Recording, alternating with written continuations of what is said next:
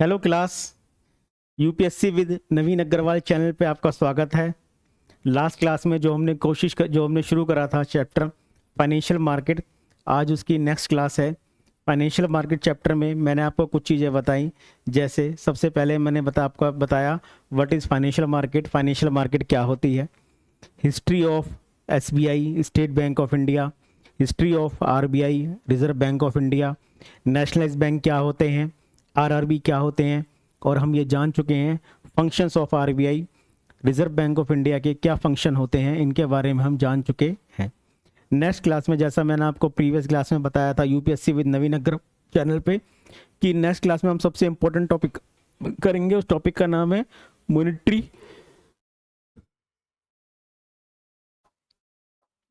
Monetary policy committee. देखो ठीक है, मॉनेटरी पॉलिसी कमेटी किसी भी देश की अगर बात की जाए, कोई भी कंट्री है, अगर वो नेपाल है बहुत छोटी कंट्री, भूटान है, भारत है डेवलपिंग कंट्री, चाइना है डेवलपिंग कंट्री, अगर बात करें वो यूएसए है, तो अगर वो कंट्री है और कंट्री के नाम पे, कंट्री के साथ साथ उसका एक यूनिक करेंसी सिंबल है, तो उस कंट्री को चलाने के लिए दो पॉलिसी की बहुत ज़्यादा आवश्यकता है, दो पॉलिसी की रिक्वायरमेंट है, दो पॉलिसियाँ बनानी ही पड़ेंगी आपको। फर्स्ट वो पॉलिसी है फिस्कल पॉलिसी, राजकोषीय नीति। फिस्कल पॉलिसी राजकोषीय नीति को बनाने के लिए जिम्मेदार होती है गवर्नमेंट ऑफ इंडिया का वित्त मंत्रालय, फाइनेंस डिवीजन, वो ही उसको बनाता है। मगर फिस्कल पॉलिसी साल में एक बार आती है जिसको हम बजट के द्वारा इम्प्लीमेंटेशन उसका करवाते हैं। सेकंड पॉलिसी, सबसे इंपॉर्टेंट पॉलिसी किसी भी देश की पॉलिसी को, किसी भी देश को राहत देने के लिए बनती है, वो है मॉनेटरी पॉलिसी, मौद्रिक नीति। मौद्रिक नीति बड़ी ही सेंसिटिव होती है, बड़े ही सेंसिटिव इशू को लगती है, मांग साइड के, डिमांड साइड के इश्यूज को देखती है, इसीलिए सेंसिटिव होने के कारण ये साल में एक बार नहीं, साल में ये 6 बार आती है। तो आज हम इसी के बारे में जानेंगे क्या होती है मॉनेटरी पॉलिसी, क्या नहीं। यहाँ तक बात क्लियर हुई। उसके बाद सुनिएगा, मॉनेटरी पॉलिसी बनाती, जब आरबीआई बनाती थी तब आरबीआई पे कंपनी के, सरकार का दबाव है, कंपनियों का दबाव है, काफ़ी इल्ज़ाम लगा करते थे। इन सबको दूर करने के लिए 2006 में एक शुरुआत करी गई। 2016 में गवर्नमेंट ऑफ इंडिया ने आरबीआई एक्ट 1934 में संशोधन करके एक कमेटी बनाई गई, एमपीसी, मॉनेटरी पॉलिसी कमेटी। और इसके दो उद्देश्य रखे गए, जिसमें फर्स्ट उद्देश्य था इकोनॉमिक डेवलपमेंट, आर्थिक विकास, सेकंड था मुद्रास्फीति लक्ष्यकरण की प्राप्ति, आर्थिक विकास और मुद्रास्फीति लक्ष्यकरण की प्राप्ति।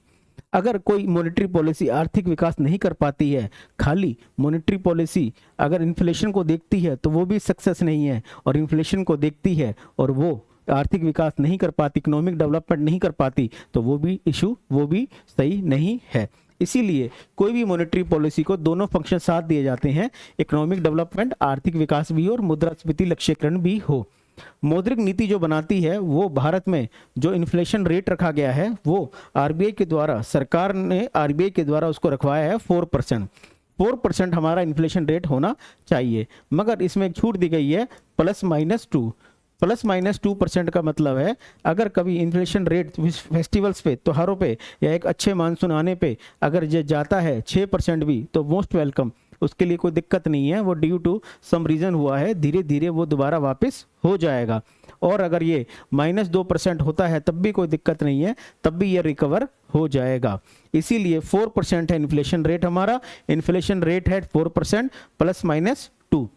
और दूसरा देखना, मुद्रास्फीति लगातार अगर 3 महीनों से अधिक समय तक जारी रहती है तो आरबीआई भारत सरकार के प्रति जवाबदेही है। तो क्वेश्चन ये आ सकता है, कम से कम मुद्रास्फीति कितने समय तक अगर ऊपर रहे तो आरबीआई जवाबदेह बनती है, तो वो 3 महीने हैं जिसमें आरबीआई जवाबदेह बनती है। आरबीआई किसके प्रति जवाबदेह होती है? ऑप्शन में संसद भी होगा, ऑप्शन में प्रेसिडेंट होगा, राष्ट्रपति होगा और भारत सरकार होगा। तो भारत सरकार के प्रति जिम्मेदार है आरबीआई, राष्ट्रपति के प्रति जिम्मेदार नहीं है, संसद के प्रति जिम्मेदार नहीं है। मुद्रास्फीति लगातार 3 महीने से अधिक समय तक जारी रहती है तो आरबीआई भारत सरकार के प्रति जिम्मेदार, जवाबदेही होती है। नेक्स्ट देखते हैं टोटल मेंबर्स। आरबीआई के एमपीसी के अंदर टोटल कितने मेंबर्स हैं? एमपीसी मॉनेटरी पॉलिसी कमेटी में कितने मेंबर्स हैं? मॉनेटरी पॉलिसी कमेटी में पहले बड़ी वाइसनेस होती थी कि आरबीआई गवर्नर मनमर्जी कर रहे हैं या सरकार का मनमर्जी कर रही है। इन सब को दूर करने के लिए एक पैरामीटर बनाया गया है PMC, parliament PMC monetary policy committee. इसमें 6 मेंबर होते हैं, जिसमें 3 सरकार के होते हैं, 3 आरबीआई के होते हैं। आरबीआई के मेंबर्स में सबसे पहले गवर्नर हैं, गवर्नर ही इसके हेड होते हैं, गवर्नर ही इसके अध्यक्ष होते हैं। उसके बाद एक डेप्यूटी गवर्नर होते हैं, एक आरबीआई द्वारा नामित एक अधिकारी। ये 3 बंदे होते हैं जो आरबीआई को रिप्रेजेंट करते हैं। सरकार की तरफ से भी 3 बंदे होते हैं जो सरकार के द्वारा मनोनीत होते हैं। जो मनोनीत होते हैं सरकार के द्वारा वो 4 वर्ष तक के लिए मनोनीत होते हैं। जैसे इस समय आशिमा गोयल हैं, वो आशिमा गोयल है, पम्मी दुआ हैं, वो मनोनीत हैं सरकार की तरफ से 4 वर्ष के लिए। मगर इसके अंदर कंडीशन होती है, एक बार अगर ये 4 वर्ष का टेन्योर अपना पूरा कर लेते हैं, इसके बाद ये पुनर्नियुक्ति के पात्र नहीं होते हैं। और नोट कीजिएगा, एमपीसी कमेटी में सरकार की तरफ से एमपी, एमएलए, एमएलसी और पब्लिक सर्वेंट, आईएएस ऑफिसर या पब्लिक सर्वेंट, ये पुनर्नियुक्ति के पात्र नहीं होते हैं, ये नियुक्ति के पात्र नहीं होते हैं। तो एमपीसी कमेटी में कितने मेंबर होते हैं? 6 मेंबर होते हैं, 3 आरबीआई की तरफ से, 3 हैं भारत सरकार की तरफ से। नेक्स्ट देखिएगा, एमपीसी की बैठक का प्रावधान है। एमपीसी की बैठक जो कम से कम होगी वो 1 वर्ष में 4 बार होगी, 1 वर्ष में 4 बार होगी। और अधिकतम जो होगी, अधिकतम 1 वर्ष में 6 बैठक अधिकतम हो सकती हैं। एवरेज एमपीसी की बैठक वर्ष में 6 बार होती हैं, वर्ष में 6 बार होती हैं। 2 महीने में 1 बार बैठक होती है एमपीसी की। ठीक है, एमपीसी की बैठक वर्ष में 4 बार कम से कम होती है, जो अनिवार्य है। वर्ष में 6 बार अनिवार्य अधिकतम है। अधिकतम 6 बार मतलब 2 महीने में 1 बार, और मैक्सिमम 4 बार हो सकती, अधिकतम मिनिमम 4 बार हो सकती है बैठक, 3 महीने में 1 बार। आरबीआई हर 6 महीने में एमपीआर मॉनेटरी पॉलिसी रिपोर्ट, जिसमें पिछले 6 महीनों की मुद्रास्फीति की गतिशीलता की और अगले 6 महीने मुद्रास्फीति के आकलन को शामिल होती है। जैसे मैंने बताया कि आरबीआई के 2 ही मेन फंक्शन है, जिसमें से एक है मुद्रास्फीति का लक्ष्यकरण करना, मुद्रास्फीति को ना बढ़ने देना। इसी के लिए आरबीआई एक रिपोर्ट जारी करती है, हर 6 महीने में एक रिपोर्ट जारी करती है, एमपीआर मॉनेटरी पॉलिसी रिपोर्ट, जिसमें पिछले 6 महीने की मुद्रास्फीति की गतिशीलता और आने वाले 6 महीनों में मुद्रास्फीति के आकलन को ध्यान में रखा जाता है। ठीक है, और दूसरा मैंने बताया था मुद्रा, उनका क्या है, उनका दूसरा काम है आर्थिक विकास। तो आर्थिक विकास पे भी नजर रखती है आरबीआई। आर्थिक विकास के लिए आरबीआई द्विवर्षों में, मतलब साल में 2 वर्षों में 1 बार एफएसपी फाइनेंस स्टेबिलिटी रिपोर्ट, वित्तीय स्थिरता रिपोर्ट प्रकाशित करती है, जो वित्तीय स्थिरता व वित्तीय विकास का आकलन करते हैं, जो वित्तीय स्थिरता व विकास का आकलन करते हैं। ये 2 रिपोर्ट जारी की जाती हैं आरबीआई के द्वारा। अलग से यूपी पीसीएस में और ना उत्तराखंड पीसीएस में कई बार क्वेश्चन आ चुका है कि आरबीआई के द्वारा इनमें से कौन सी रिपोर्ट जारी की जाती है। तो आरबीआई 2 ही रिपोर्ट जारी करती है, मॉनेटरी पॉलिसी रिपोर्ट जो मुद्रास्फीति से संबंधित होती है, जिसमें 6 महीने और 6 महीने बाद का आकलन होता है मुद्रास्फीति का। दूसरा 2 वर्षों में 1 बार होने वाली एफएसपी फाइनेंस स्टेबिलिटी रिपोर्ट, वित्तीय स्थिरता व विकास रिपोर्ट, जो 2 वर्षों में 1 बार प्रकाशित होती है। Next, types of monetary policy. Monetary policy कितने प्रकार की होती है? मॉनेटरी पॉलिसी के कुछ फीचर्स होते हैं डियर, इन्हीं के अकॉर्डिंग ध्यान में लगाया जाता है मॉनेटरी पॉलिसी का क्या प्रभाव होगा, क्या प्रभाव नहीं होगा। वो कौन कौन से होंगे देखते हैं। अगर मॉनेटरी पॉलिसी चीपर है, इजी है, डोविश है, एकोमोडेटिव है, अगर ये 4 फीचर में से एक भी फीचर मॉनेटरी पॉलिसी में है, तो आपकी मॉनेटरी पॉलिसी में इंटरेस्ट रेट कम होगा। और आपकी मॉनेटरी पॉलिसी इजी है, monetary policy multiplier, money multiplier करने वाली है, और इंटरेस्ट रेट उसमें कम होगा। अगर मॉनेटरी पॉलिसी डियर है, टाइट है, हॉकिश है, तो जैसे इस समय अमेरिका की पॉलिसी चल रही है, वो हॉकिश चल रही है, तो डियर है, टाइट है, हॉकिश है, तो इंटरेस्ट रेट ज्यादा होगा, इंटरेस्ट रेट प्लस होगा। अगर मॉनेटरी पॉलिसी टाइट है, डियर है, हॉकिश है, तो इंटरेस्ट रेट ज्यादा होगा। मतलब मार्केट में इस समय इन्फ्लेशन चल रही है, मार्केट में मुद्रास्फीति है, इसीलिए आपकी मॉनेटरी पॉलिसी को डियर बनाया गया, टाइट बनाया गया, हॉकिश बनाया गया है। अगर अगर इन्फ्लेशन रेट कम है तो मॉनेटरी पॉलिसी चीपर होगी, इजी होगी, डोविश होगी, अकोमोडेटिव होगी। एक्सपेंशनरी मॉनेटरी पॉलिसी अगर होती है तीसरे नंबर पे, तो उससे क्या होगा, उससे लिक्विडिटी बढ़ेगी। मतलब मौद्रिक नीति अगर विस्तार करना चाहती है करेंसी का, तो करेंसी के विस्तार करने पे उसमें मार्केट में तरलता बढ़ जाएगी। कंट्रेशनरी मॉनेटरी नीति अगर होगी तो लिक्विडिटी कम होगी, संकुचनकारी अगर होगी तो मौद्रिक नीति में कम होगी लिक्विडिटी। अब देखते हैं मॉनेटरी पॉलिसी के क्या क्या उपकरण हैं। डियर देखो, मॉनेटरी पॉलिसी बनाना तो एक आसान काम नहीं है। पूरे देश में सबको संतुष्ट रखना, बिजनेस को या व्यापार को, किसी भी चीज को, वो आसान नहीं है। इसीलिए काफी वाइड उपकरण दिए गए हैं मॉनेटरी पॉलिसी के लिए आरबीआई को।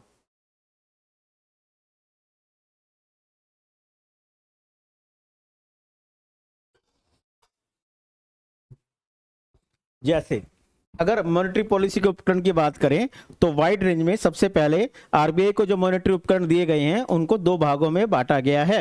वो कौन कौन से हैं? क्वांटिटेटिव मात्रात्मक उपकरण है, दूसरे क्वालिटेटिव गुणात्मक उपकरण है। मात्रात्मक उपकरण और गुणात्मक उपकरण, जिन दो भागों में बांटा गया है मॉनेटरी पॉलिसी के वेपन्स को। फिर मात्रात्मक उपकरण कौन कौन से हैं, जिसमें हम इसी के अनुसार पढ़ेंगे सीक्वेंस में। पहले कौन सा है? बैंक रेट है, दूसरा लिक्विडिटी एडजस्टमेंट रेशियो एलएएफ, तीसरा ओपन मार्केट ऑपरेशन, चौथा रिजर्व रिक्वायरमेंट्स जिसमें सीआरआर एसएलआर है, और लिक्विडिटी एडजस्टमेंट रेशियो में रेपो रेट है, रेपो रिवर्स रेपो रेट है, एमएसएफ है, मार्जिनल स्टैंडिंग फैसिलिटी है। क्वालिटेटिव में इंस्ट्रूमेंट्स में 4 इंस्ट्रूमेंट्स हैं जो बहुत इंपॉर्टेंट नहीं है इंडिया की जो वाइड मार्केट है उसको देखते हुए, मगर फिर भी देखेंगे क्या है। अगर इंडिया की मार्केट की बात करें तो भारत के मार्केट के लिए इतने वो वाइड इंस्ट्रूमेंट्स नहीं मिलते हैं। बैंक रेट,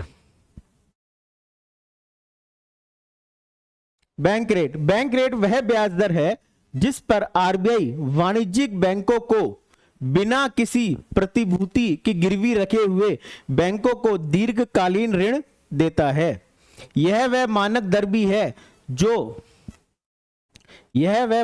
भी है जो जिस पर RBI bill of exchange, treasury bills या इत्यादि की पुनर्कटौती करता है। पहले तो ये ध्यान से सुन लो डियर कि बैंक रेट है क्या। आज जो रेपो रेट को जो सम्मान मिला हुआ है, कभी वही सम्मान मिला हुआ था बैंक रेट को। बैंक रेट भी वही सम्मान की हकदार थी। बैंक रेट के साथ कुछ प्रॉब्लम थी। पहला, बैंक रेट के साथ प्रॉब्लम ये थी आरबीआई के लिए, ये आरबीआई को इसमें लॉन्ग टर्म के लिए लोन देना पड़ता था। दूसरा, बैंक रेट के साथ एक प्रॉब्लम ये थी आरबीआई को इसके पास बैंकों को जो लोन देना पड़ता था वो लोन बिना किसी इंस्ट्रूमेंट के गिरवी रखे हुए देना पड़ता था, जिससे आरबीआई का लोन अनसिक्योर रहा करता था। चौथा, तीसरा, आरबीआई को मेनली जो लोन दिया जाता था किसको वो दिया जाता था बैंक रेट को। वो ज्यादातर bill of exchange, treasury bill इत्यादि के अगेंस्ट में दिया जाता था। तो ये 3 फीचर थे जिसके बिहाफ पे बैंक रेट रन करा करती थी। अभी और देखेंगे बैंक रेट के बारे में, फिलहाल ये सूचना देखते हैं। वाणिज्यिक बिल क्या होते हैं? Bill of exchange, treasury bills या प्रोमिसरी नोट्स क्या होते हैं? ऐसे वित्तीय उपकरण जिसमें किसी व्यक्ति का किसी अन्य व्यक्ति द्वारा विशेष राशि के भुगतान का किसी अन्य व्यक्ति के द्वारा विशेष राशि के भुगतान का वादा किया जाता है। यदि कोई बैंक इसकी गारंटी देता है तो ये फर्स्ट कैटेगरी के वाणिज्यिक उपकरण बन जाते हैं। ठीक है, पहले तो बैंक रेट देख लीजिए। बैंक रेट क्या होता है? बैंक रेट वो रेट है जिस पर आरबीआई वाणिज्यिक बैंकों को बिना किसी सिक्योरिटी के लॉन्ग टर्म लोन देता है। और इसी बैंक रेट पे आरबीआई वाणिज्यिक बैंकों के ट्रेजरी बिल्स या बिल ऑफ एक्सचेंज भी जारी किया करता है। यहां तक की बात समझ में आई? अब आपको मैं समझाता हूं ये बिल ऑफ एक्सचेंज या बिलों की कटौती या पुनर्भुगतौती क्या होती है। देखो, मान लो पर्सन ए ने बी से 100 रुपए की वस्तुएं खरीदी। ए क्या है? बायर। बी क्या है? सेलर। और इसने कहा ये 100 रुपए मैं आपको 3 मंथ्स में, विद इन 3 मंथ्स, 3 महीने में आपको दे दूंगा। ये मैं 3 महीने में आपको दे दूंगा। ए ने खरीदी बी से कुछ वस्तुएं और कहा इन गुड्स के बदले मैं आपको 3 महीने में ये 100 रुपए आपको दे दूंगा। मगर इसी दौरान बी जो विक्रेता है, जिसको पैसे मिलने हैं, उसको कुछ पैसों की, कुछ फंड की रिक्वायरमेंट हुई और उसने बी से कहा, ए से कहा कि मुझे कुछ फंड की रिक्वायरमेंट है, आप 3 महीने पहले पैसे मुझे दे दीजिए। ए ने साफ मना कर दिया कि मेरे पास कोई पैसा नहीं है, मुझे आपके पैसे जो देने हैं वो 3 महीने बाद देने हैं, 3 महीने बाद बिल लाइएगा, 100 रुपए आप ले जाइएगा। ए ने साफ मना कर दिया। इसके बाद बी जो पैसे का भुगतान कर, जिसको पैसे चाहिए, वो क्या करेगा? बी बिल ऑफ एक्सचेंज करवाएगा।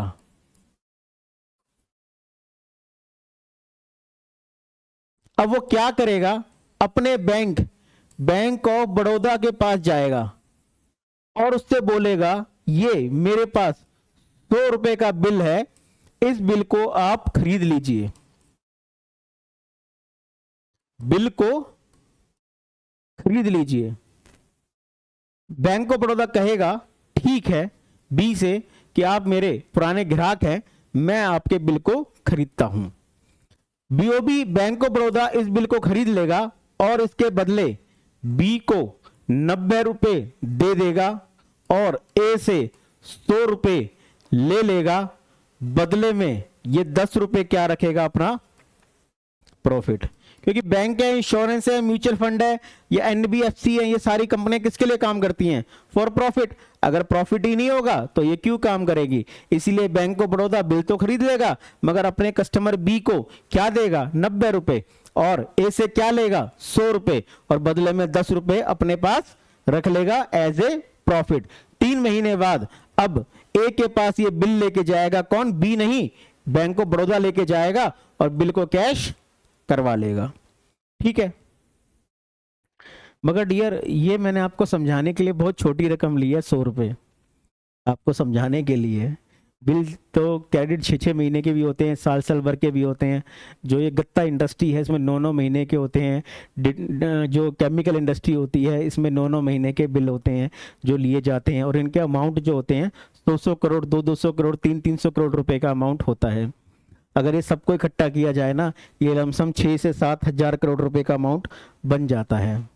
6 से 7 हजार करोड़ रुपए का अमाउंट ये बन जाता है। मगर इसमें बिल्कुल लेना और इसके बाद कार्रवाई करना बहुत मुश्किल काम हो जाता है।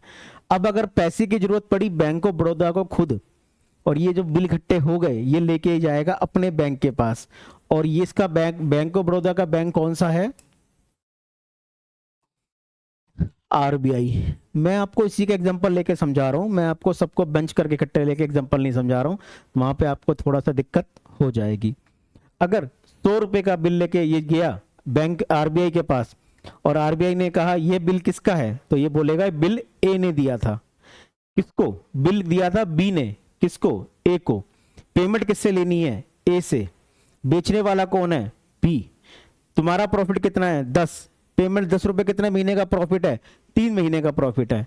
अभी तुम्हें कितने महीने हो गए रखे हुए? तो ये बोलेगा मुझे 1 महीना हो गया रखे हुए। तो ये आरबीआई कहेगा ठीक है, अब 2 महीने बचे हैं बिल के लिए, मैं 2 महीने के तुम्हें 100 रुपए के स्थान पर मैं तुम्हें 95 रुपए दूंगा। अब 95 रुपए किसको मिल जाएंगे? बैंक ऑफ बड़ौदा को। आरबीआई को क्या मिल जाएंगे? 100 रुपए। 5 रुपए का प्रॉफिट किसका? आरबीआई का। ये 100 रुपए अब कौन देगा? ए। ठीक है, ये अपने बैंक के पास जाएगा, ये अपने बैंक के पास गया था। ये जो होता है डियर, ये होता है इस प्रकार बिलों की पुनर्कटौती, पुनर्कटौती बिल ऑफ एक्सचेंज।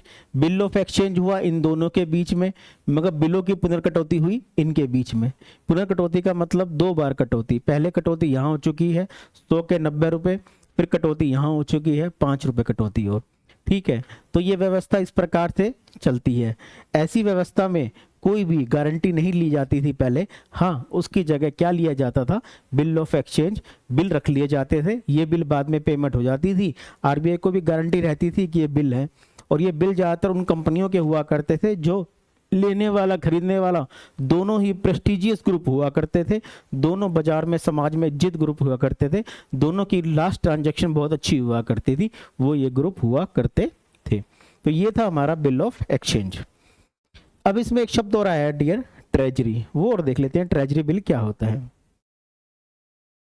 जो बाजार में A4 की शीट होती है, जिसकी 2013 के बाद DU से डिग्री है, या रायपुर यूनिवर्सिटी से डिग्री है, या सागर यूनिवर्सिटी डिग्री है, तो जो डिस्क डिग्री का साइज है A4 से बड़ा साइज होता है A3 का, ये A3 का साइज होता है।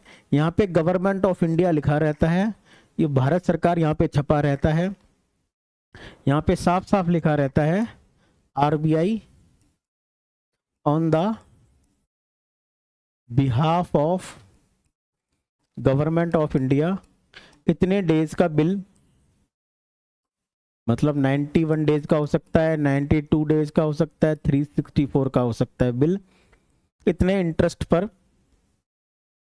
पर बैंक ऑफ बड़ौदा को या SBI को देता हूं। यहाँ पे साइन होता है किसका, RBI गवर्नर का सिग्नेचर होता है। इस बिल को जो परचेज करेगा, इस ट्रेजरी बिल को जो परचेज करता है वो बैंक होते हैं ज़्यादातर, क्योंकि ये बहुत बड़ी अमाउंट के होते हैं, या इंश्योरेंस कंपनी होती हैं, या म्यूचुअल फंड ग्रुप्स होते हैं।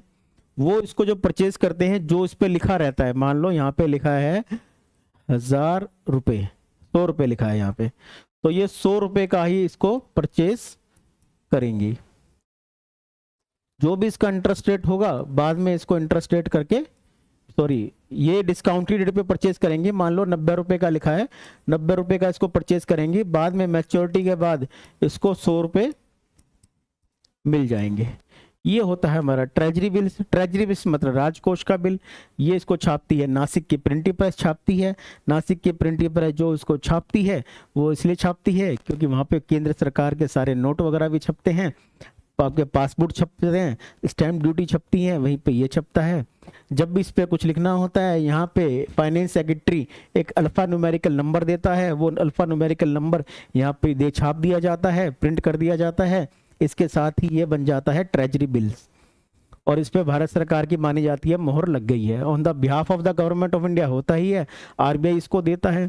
जो ये अल्फा न्यूमेरिक नंबर होता है, ये साफ साफ इंट्रोडक्शन होता है कि भारत सरकार ने हमें आदेश दिया है, ये ट्रेजरी बिल होता है। इसके बदले भी आरबीआई, इसके बदले भी जो बीओबी ने खरीदा है, पैसे लेने पर, पैसे जमा करने पर जो 90 रुपए का खरीदा है 100 रुपए मिलेंगे। अगर इस दौरान जो पैसा खरीदने के लिए जरूरत पड़ी इसे 90 रुपए की, तो ये आरबीआई के पास इसको गिरवी रख सकता है और आरबीआई से पैसा वापिस ले सकता है। ये ट्रेजरी बिल है।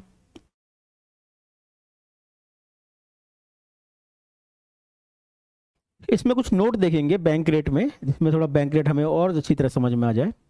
बैंक रेट रेपो रेट से, अभी पढ़ेंगे रेपो रेट क्या होता है। रेपो रेट से 0.25% ही ऊपर रहती है। वर्तमान में ये 6.75 है और ये एमएसएफ के बराबर रहती है सन 2011 से। बैंक रेट जो है रेपो रेट से थोड़ी सी ऊपर रहती है। इसका क्या कारण है? इसका कारण है क्योंकि ये थोड़ी सी अनसिक्योर है।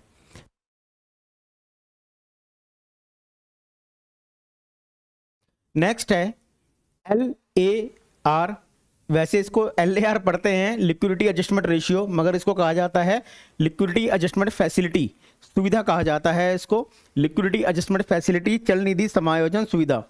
एक्चुअली हुआ क्या था कि काफी टाइम से बैंक रेट चल रही थी, बैंक रेट में परिवर्तन कुछ करना था, और 1998 का दौर ऐसा था इकोनॉमी में, जो 1991 में 1992 में जो रिवॉल्यूशन हुए थे उनका प्रभाव नजर आने लगा था।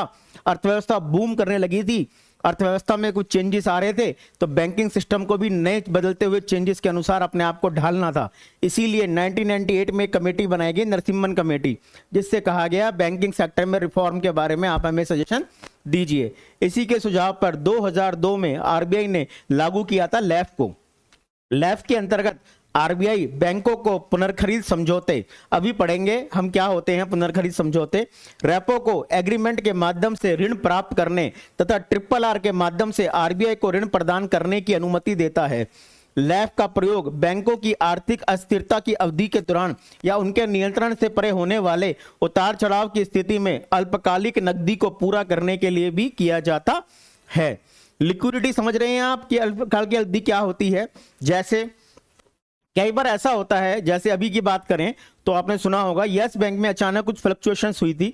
यस बैंक के बारे में कुछ नेगेटिव व्यूज आने शुरू हो गए थे, रिव्यू आने शुरू हो गए थे, और लोगों ने जिनका बैंक में अकाउंट था उन्होंने यस बैंक से बड़ी मात्रा में विड्रॉल करना शुरू कर दिया था। विड्रॉल करने के शुरू के साथ साथ अचानक ही डिपॉजिट बंद हो गया, विड्रॉल बड़ी मात्रा में शुरू हो गया। इसीलिए बैंकों को एक उतार चढ़ाव के दौर से गुजरना पड़ा था, जिसके लिए ऐसी सिचुएशन में उसको एक अल्पकालिक ऋण की आवश्यकता थी। वो ऋण कैसे दिया जाए, कैसे उसके लिए फंड की व्यवस्था बनाई जाए, ये व्यवस्था है लैफ में, लिक्विडिटी एडजस्टमेंट फैसिलिटी में। इसी के तहत आता है रेपो, रीपरचेस ऑप्शन या रीपरचेस ऑर्डर। रीपरचेज ऑर्डर का मतलब है यह वह ब्याज दर है जिस पर आरबीआई वाणिज्य बैंकों को जी सैक मतलब जी सिक्योरिटी के माध्यम से बैंकों को अल्पकालिक ऋण प्रदान करते हैं। बैंकों को अल्पकालिक ऋण प्रदान करते हैं। देखो मैं यहाँ पे दो डायग्राम बनाता हूँ डियर, अगर ये दो डायग्राम आपको समझ में आ गए, जो मैं एमबीए के बच्चों को भी पढ़ाता हूँ तब भी यही बनाता हूँ, एमबीए फाइनेंस में पढ़ाता हूँ, इकोनॉमिक्स पढ़ाता हूँ तब भी ये डायग्राम बनाता हूँ। अगर ये डायग्राम समझ में आ गए तो आपके जीवन का उद्धार हो जाएगा और कम से कम ये चैप्टर क्लियर हो जाएगा। देखो एक फाइनेंशियल ट्रैक होता है, अगर उस ट्रैक को हम कभी भी ओवरटेक नहीं करते हैं, वो ट्रैक क्या होता है, सबसे पहले इस ट्रैक में होती है गवर्नमेंट ऑफ इंडिया, उसके बाद then RBI, then all banks और देन कस्टमर। बैंकिंग सेक्टर में कस्टमर भी दो प्रकार के होते हैं, retail, wholesale. Wholesale retail customer होते हैं आप और हम, जो 1 लाख 2 लाख तक की ट्रांजैक्शन करते हैं मैक्सिमम साल 2 साल में। और होलसेल का जो कस्टमर होता है वो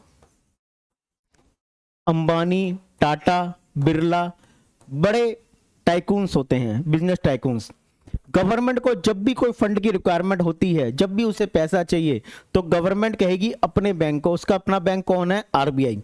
आरबीआई ही गवर्नमेंट के लिए फंड का अरेंजमेंट करेगा। आरबी गवर्नमेंट ऑफ इंडिया कभी भी एसबीआई के पास, पीएनबी के पास, अदर स्टेट ऑफ बैंक के पास कभी नहीं जाएगी, कभी नहीं कहेगी कि मैं इसकी 100% मालिक हूं, इस बैंक का 100% स्टेक मेरे पास है तो मैं डायरेक्ट इसके पास चले जाऊं, कभी नहीं जाएगी किसी भी बैंक के पास। गवर्नमेंट ऑफ इंडिया, आरबीआई, और आरबीआई उसके लिए फंड का अरेंजमेंट करेगी।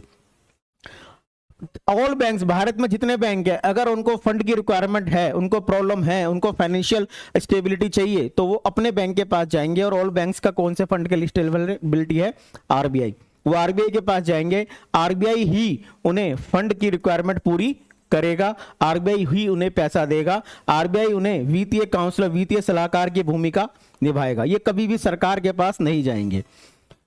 कस्टमर टाटा हो, बिरला हो, कोई भी हो, अगर उसे पैसा चाहिए तो वो कभी सरकार के पास नहीं जाएगा, वो कभी नहीं कहेगा कि मेरे को बड़ी मात्रा में पैसा चाहिए तो मैं डायरेक्ट आरबीआई के पास चले जाऊं, नहीं, वो जाएगा बैंक्स के पास और बैंक ही उसके लिए फंड का अरेंजमेंट करेंगे।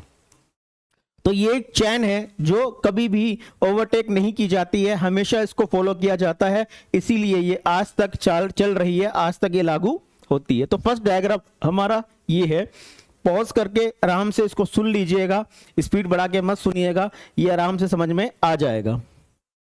Second, government of India, RBI,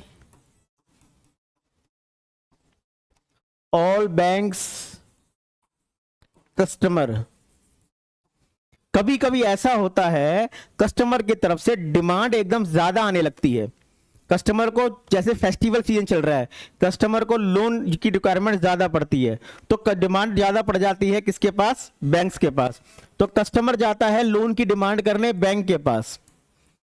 bank के पास कुछ थोड़ा है, थोड़े की जरूरत है, कुछ पैसा है, कुछ पैसे की जरूरत है, इसीलिए बैंक अपने बैंक के पास जाता है, जो कौन सा है? आरबीआई, और इससे लोन की डिमांड करता है।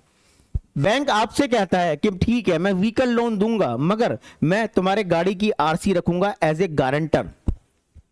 ठीक है, मैं आपके लिए होम लोन दूंगा, मगर होम लोन में मैं एज ए बैंक, आपके कागज है घर के, आपकी रजिस्ट्री है, वो मैं रखूंगा एज ए गारंटर। ठीक उसी प्रकार से आरबीआई पूछता है इस बैंक से, क्या लोन तुम लेना चाहते हो तो कुछ गारंटी है तुम्हारे पास रखने के लिए?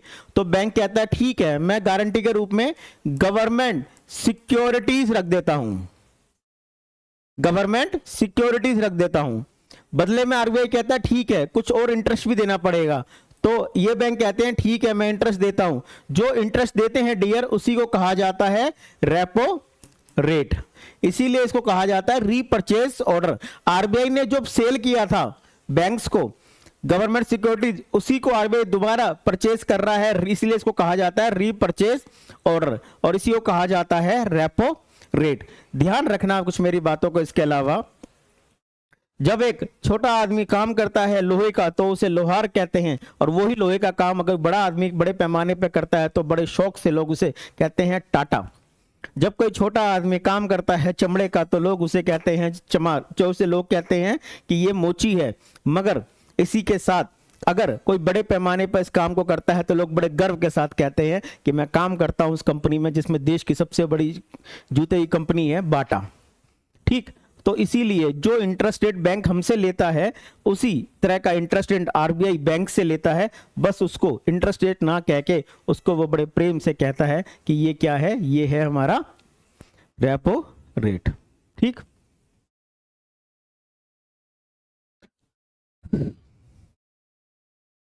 तो रेपो रेट से है। रेपो रेट के बारे में कुछ और सूचनाएं देखिएगा। आरबीआई लैफ के अंतर्गत 1 दिन से लेकर 28 दिनों तक, बोला था ना अभी अल्पकालिक ऋण है, 1 दिन से लेकर 28 दिनों तक बैंकों को ऋण प्रदान करता है। आरबीआई ने कोरोना काल में लॉन्ग टर्म रेपो ऑपरेशन, ये खत्म हो चुकी है अभी तो वैसे, मगर कोरोना काल में लॉन्ग टर्म रेपो ऑपरेशन चलाया था, जिसमें आरबीआई 1 वर्ष से 3 वर्ष तक, आरबीआई 1 वर्ष से 3 वर्ष तक की आवश्यकताओं के लिए चल निधि की आपूर्ति पर लोन, चल निधि की आपूर्ति किया करती थी। रेपो रेट को ध्यान रखना इस बात को, बेंचमार्क पॉलिसी रेट, अभी एग्जाम हुआ था एनडीए का और सीडीए का, उसमें सीडीएस का, उसमें पूछा गया था कि भारत की सरकार पॉलिसी रेट किसको मानती है? फिस्कल पॉलिसी को नहीं मानती है, वो है बेंचमार्क पॉलिसी रेट। कौन सा है? वो रेपो रेट है। रेपो रेट को बेंचमार्क पॉलिसी रेट कहा जाता है। भारत की मौद्रिक नीति का संचालन मुख्य रूप से रेपो रेट से ही होता है। रियलिटी सेक्टर, रियलिटी सेक्टर का मतलब वो सेक्टर जहां मकानों को बेचा और खरीदा जाता है, उसे रियलिटी सेक्टर कहते हैं। और गुड्स सेक्टर में प्रचार प्रसारित कर सकते हैं।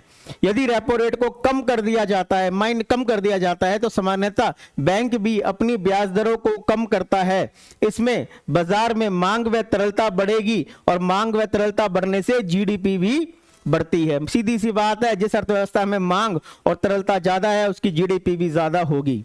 यदि रेपो रेट को बढ़ाया जाता है तो सामान्यतः बैंक भी अपनी ब्याज दरों को बढ़ा देते हैं, जिससे तरलता व मांग कम हो जाती है। मांग कम होने से मुद्रास्फीति भी कम हो जाएगी।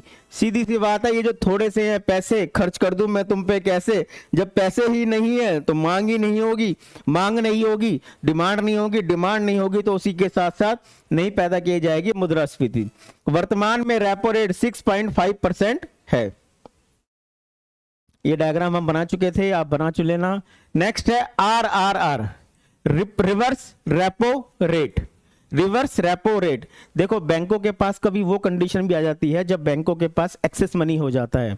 जैसे बैंकों में नोटबंदी के समय बैंकों के पास एक्सेस मनी हो गया था, सिर्फ जमा करवाने वाले जो थे अमाउंट था वो ज़्यादा था और जो निकालने वाला अमाउंट था वो कम था।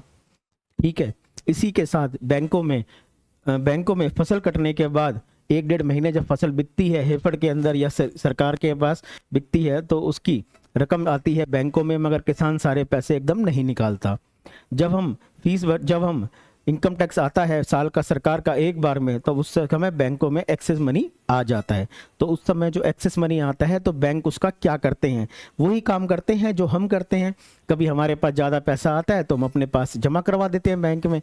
कारण क्या, 2 कारण, एक तो सिक्योरिटी और दूसरा उसके साथ क्या मिलेगा, हमके इंटरेस्ट मिलेगा, वही बैंक करता है। यह वह दर है जिस पर बैंक अपनी अधिशेष मुद्रा को अल्पकाल के लिए आरबीआई के पास जमा करवाता है और बदले में आरबीआई उसे क्या देता है, बदले में आरबीआई उसे ब्याज देता है। RRR अधिक होगी तो बैंक अपना पैसा आरबीआई के पास रखेंगे जिससे बाजार में तरलता कम हो जाएगी, मांग भी कम होगी, मांग कम होगी तो मुद्रास्फीति नियंत्रण हो जाएगी। ध्यान रखना, क्वेश्चन आता है यदि मुद्रास्फीति नियंत्रण करना चाहता है आरबीआई तो RRR को क्या करेगा, तो RRR को वो बढ़ाएगा। नेक्स्ट है RRR अगर कम होगी तो बैंक आरबीआई के पास ना रखकर लोगों को ऋण देंगे जिससे बाजार में तरलता व मांग बढ़ेगी, वह अपस्फीति नियंत्रण हो जाएगी। मतलब जो मंदी है वो धीरे धीरे दूर हो जाएगी। अप्रैल 2022 में RRR में थोड़ा सा परिवर्तन करा था सरकार ने। अप्रैल 2022 में SDF स्टैंडिंग डिपॉजिट फैसिलिटी लागू होने के बाद RRR की भूमिका नहीं रह गई है। क्यों नहीं रह गई है, समझते हैं। आरबीआई काफी समय से एक ब्याज दर को 3.35% के स्तर पर स्थिर रखा है, इसीलिए अब RRR को FRR फिक्स रिजर्व रेशियो भी कहा जाने लगा है। अब देखते हैं डियर क्या है SDR स्टैंडिंग डिपॉजिट फैसिलिटी। अप्रैल 2022 से आरबीआई द्वारा लागू उर्जित पटेल कमेटी की सलाह पर इसे लागू किया गया था। SDR को UDF भी कहते हैं, UDF का मतलब अनकोलेटराइज्ड डिपॉजिट फैसिलिटी भी कहते हैं। इसके अंतर्गत बैंक ओवरनाइट मतलब रातों रात के लिए आरबीआई के पास धन जमा करते हैं, जिसके एवज में आरबीआई बैंकों से G-Sec सौंपने की आवश्यकता नहीं होती बैंकों को। CDF रेपो रेट से 0.25, ये गलत छप गया है, 0.25 सिर्फ 0.25% ही कम रहता है। वर्तमान में SDF 6.25% है।